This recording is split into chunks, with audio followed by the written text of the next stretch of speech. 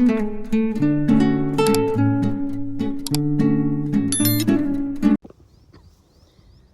บายดีพี่น้องขอยคำย่ำแรงมือนี้พากันออกมาเห็ดข้าวเมามาเกี่ยวข้าวเมา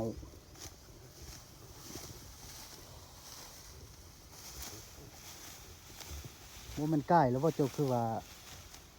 เรื่องอ่ะเรื่องไหวหนูมันสุดเดี๋ยวเขามาเบิ่งเนี่ยมันพอได้พอดีงามลีเนาะเขาห่วงโอ้ยช่วยอยู่ก็ได้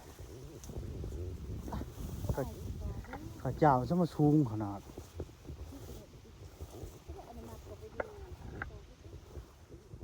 เกี่ยวมันหรอนะเห็ดบอลายดอกพี่น้องซ้ำคกหนึ่งนี่ก็สุกเบิดละส้มนี่บ่นุ่งก็จะได้ลงมือตัดเอา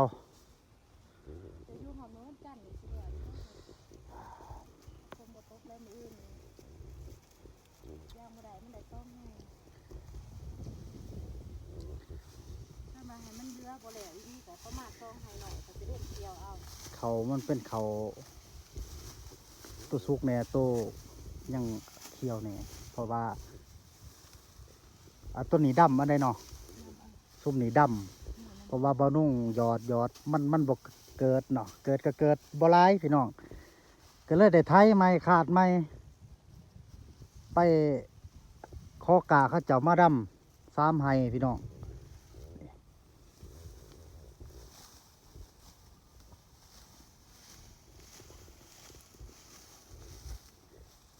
นี่จะแม่งข้าวเจ้านี่พี่น้องยังเคี้ยวอยู่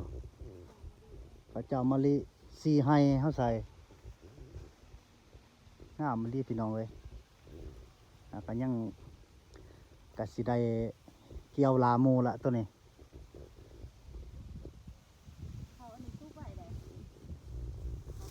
มันหยาบแล้วเขา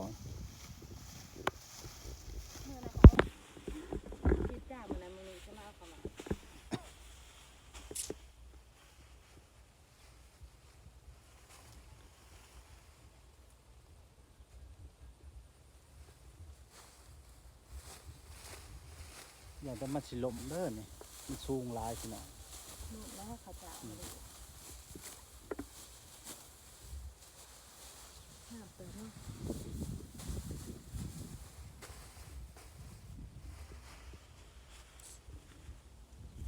อยู่ตรงไห้ตรงหน้าพี่น้อง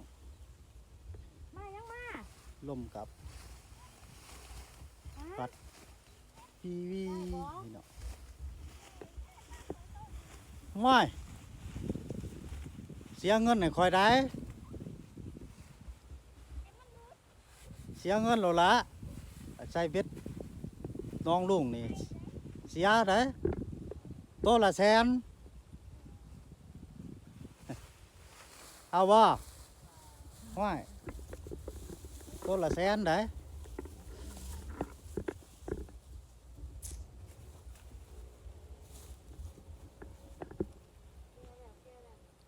แกแล้วจะเหลือง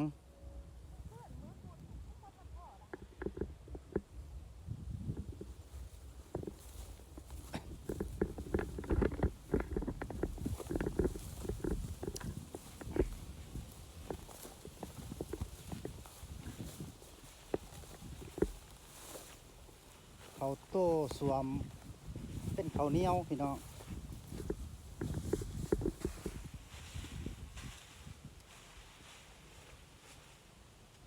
เรื่องเบิดแล้วเขาใกล้ใกล้เมาเลยอยากว่าที่มืออื่นบุเป็นอาทิตย์เขาจ้าก็มาเอาแต่บ้านเลยน่าเป็นมากจ้านะแต่ว่าสิบสอง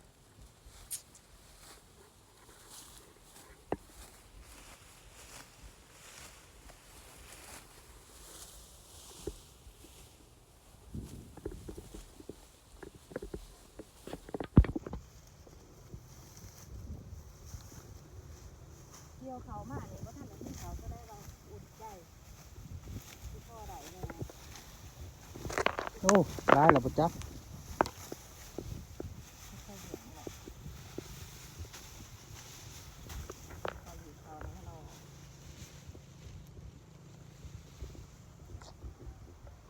สูงจะสิลุบหัว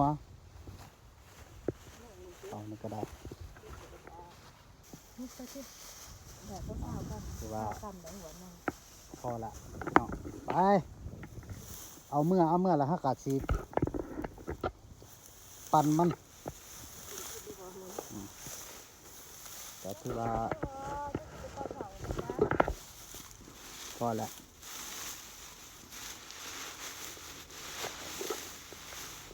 โอ้บ่ค่ายบ่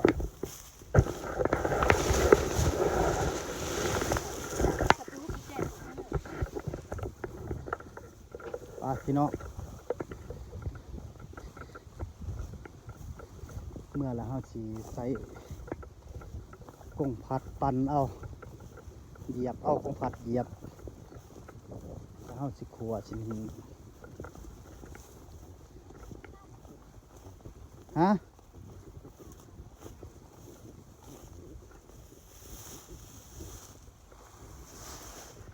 1 2 6 7 8 9 10 11 12 12กรัม12